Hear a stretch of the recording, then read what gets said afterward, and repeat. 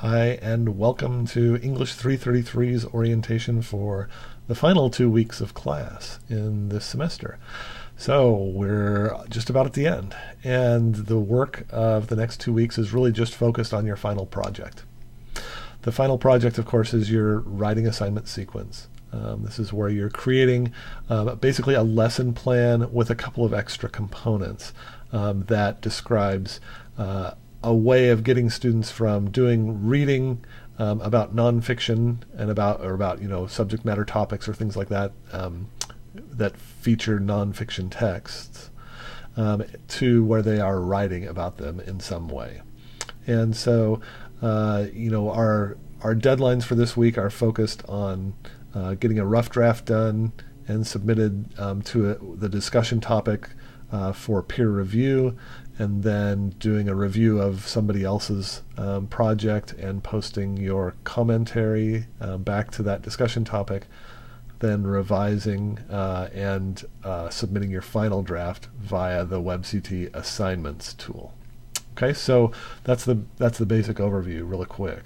A couple of things that people have been asking about. One is that is there a length or a format or something like that that I specifically want? The answer to that is no. I've given on the assignment itself, on the checklist part of the requirements, some descriptive terms so that the description of the assignment, for instance, it says 1 or 2 paragraphs or something.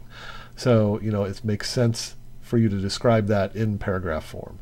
But other places, it might make sense to use bulleted lists. So if you're giving your goals, students will be able to whatever, those might make sense to be just in a bulleted list, as would, say, the materials list. When you're doing the timeline, it might, in procedures, those might make sense to be in like numbered lists, step 1, step 2, step 3, day 1, day 2, day 3, those kind of things. So, it really will sort of depend on what exactly you're doing to determine, what makes the best form for representing your work to an outsider. There's not a right or a wrong kind of a thing.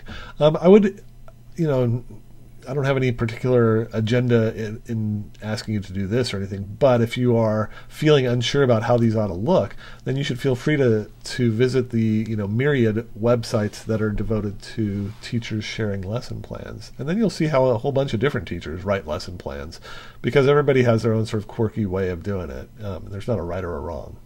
So that will give you a sense of different ways that teachers across the country and across the world write their lesson plans.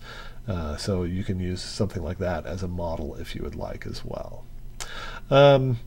Let's see. The other thing is that the peer revision process this time is a little bit different than last time. Last time I just assigned you groups. This time I'm going to ask you instead to sign up for a peer response group, and there can be up to 4 people in any peer response group. You're just going to be reading one other person's and responding to it, though. So you need to sort of do a little bit of arranging with the people that sign up to be in the group with you. So if there are 3 of you, for instance, you can't just swap straight across with one person, because then the third person might be left out. But I completely trust you to be able to to figure out how to do that just by using the discussion topic or emailing each other or what have you.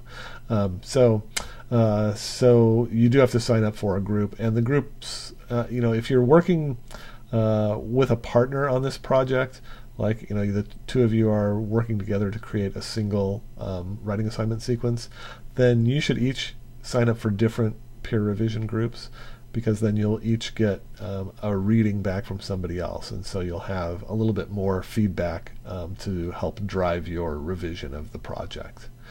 When you are doing the revision part, and when you're looking at other people's projects, the thing to be looking at is where are the places that come up where the person is doing something really smart that you think, that was a great way to describe this. I could maybe use that myself.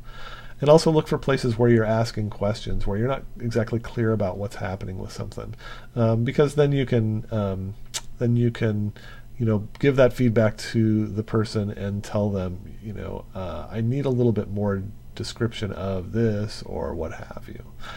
So those are the things to really be looking for. And I know that you'll be, provide good feedback and give helpful comments to each other. The final project is due on Sunday, the 25th of May. So that's the Sunday after finals week. So if you can get it to me by then I'll have plenty of time to read and evaluate these before I have to submit grades and things like that. But you're welcome to turn that in earlier after it's been through the revision process and it's shared with peers.